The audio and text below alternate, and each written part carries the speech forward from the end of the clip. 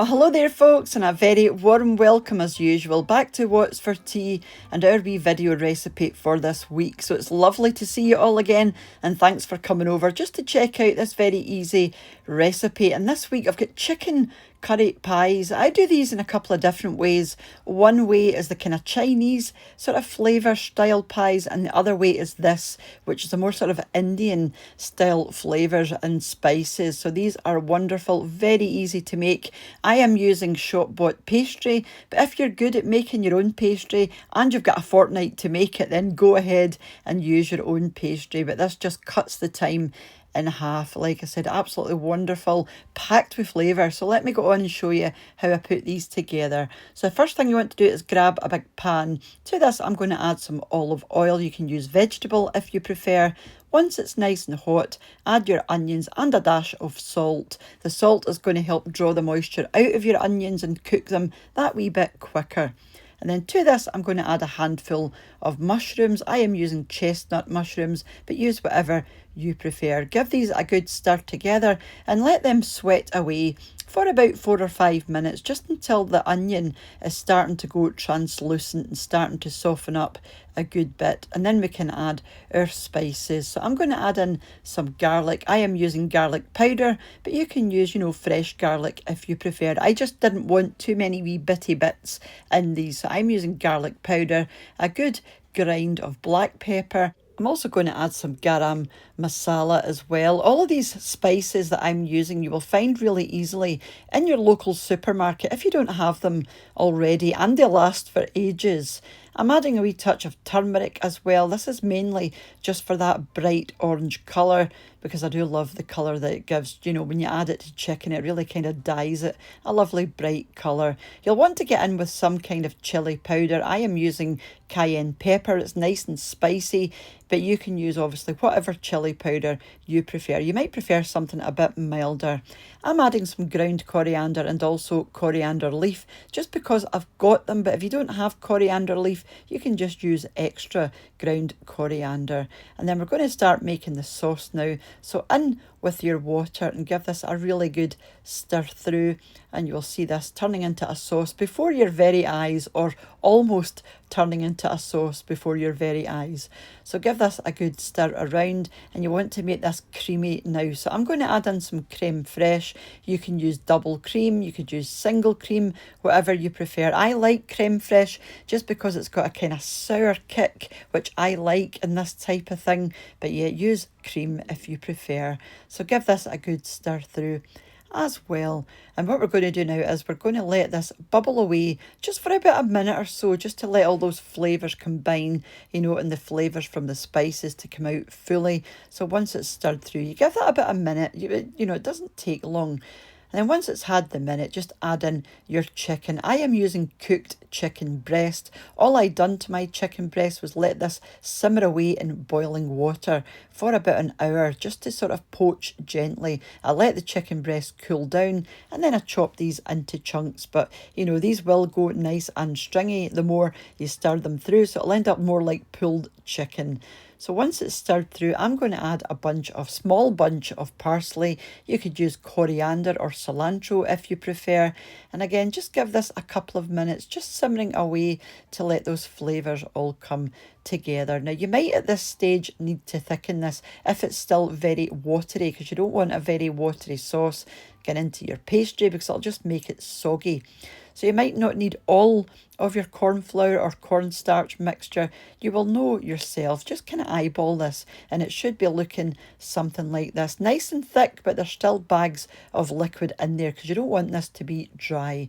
So allow this to cool. It doesn't have to be cold. Just let it cool for a wee while. Just wanted to quickly show you the chicken breasts that I used. It was these ones here, and these are fab because they are individually wrapped, so they keep fresh for ages. And I used 4 of these, but again, you can adjust this to, suit how many you are making. But this recipe will give you enough for 4 pies. I only needed 3 today, so I'm just going to make the 3, but this will give you enough for 4.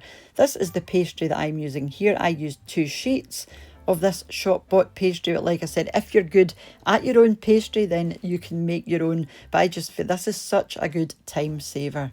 So I just like to pop my tin on the top, just as sort of measuring guide, and then just flip your pastry over, and you just want to gently press this into place, and it will fall in quite easily. Just be quite gentle with it, especially if you've got long nails. You don't want to pierce the pastry.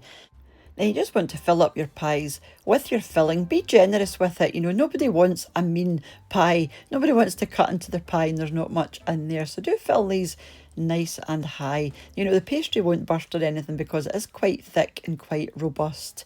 In a wee bowl, you want to pop an egg and some water. Whisk these together really, really well. And we're going to use this as a kind of egg wash to seal the edges of your pastry and also to glaze at the end. So just go around the rim of your tin, and that way when you pop your other sheet of pastry on the top, it will stick nice and easily. So just line this up until your tin is completely covered. Pat this into place around the rim. You don't need to use a fork or do any fancy crimping, anything like that. As long as it's properly pressed down, it won't come apart. Pop a wee hole in the top to let your steam escape as it bakes, and then just go round the edge of your tin with a knife to get rid of your excess pastry. This is really easy and I love doing this. It's quite therapeutic actually. I could do this all day. And then once your pie is nice and neat like this, then you're ready to move on. So all you have to do now is glaze the top of your pastry with another thin layer of your egg wash, and I'm going to add some cracked black pepper to the top of mine. You can even use whole peppercorns if you prefer, but that might be a bit too spicy, so I am using the cracked black pepper. I'm going back over that wee hole again because the egg has kind of sealed it a wee bit, just to make sure the steam escapes. Like I said, I am making 3, but you will have enough pastry and filling for 4 of these wee pies.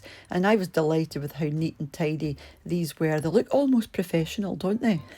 If I do say so myself, because they are so easy to do. And like I said, you will have enough pastry left like I have here if you wanted to do a 4th pie. So get these into the middle of your oven, gas mark 5, quite a low temperature, for about half an hour, 35 minutes. Just keep an eye on them, and if your tops are getting too brown, you can cover these with foil halfway through and your pie will continue cooking underneath, but they won't get too brown on the top. Sometimes I have to do that because you don't want them burnt on the top and raw underneath. You do want that pastry like this, nicely cooked underneath, so you don't want it raw. So these turned out wonderful, and they're lovely big hefty pies as well. They make a terrific lunch, or you could have these for your tea. If we were having these for the tea, I would serve half of one of these with some chips, maybe a wee bit of rice and a wee pot of curry sauce on the side. Yeah, just lovely.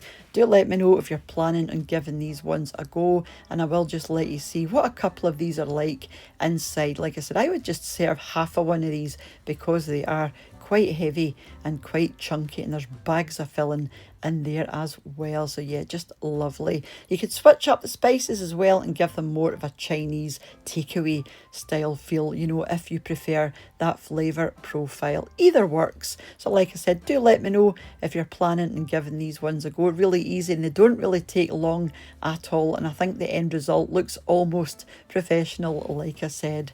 So thank you so much for watching, if you're still here at the end of the video, because I know a lot of people disappear just before the end. So thank you so much if you've made it to the end, and a huge thank you as usual to the supporters of the channel over on my Patreon page, and to the channel members here on YouTube as well. For you all for leaving your lovely comments, those that share the videos, those that have bought me a coffee using the Buy Me a Coffee link, and those that have left me a super thanks donation. It's all very much appreciated. I'm very lucky to have you. My mind is always blown by all the wonderful things that you do, and I will catch up with you during the week for another wee video or 3 back here on What's for Tea. So until I see you next, mind to take care of yourselves, and I'll see you off soon back here. Bye for now.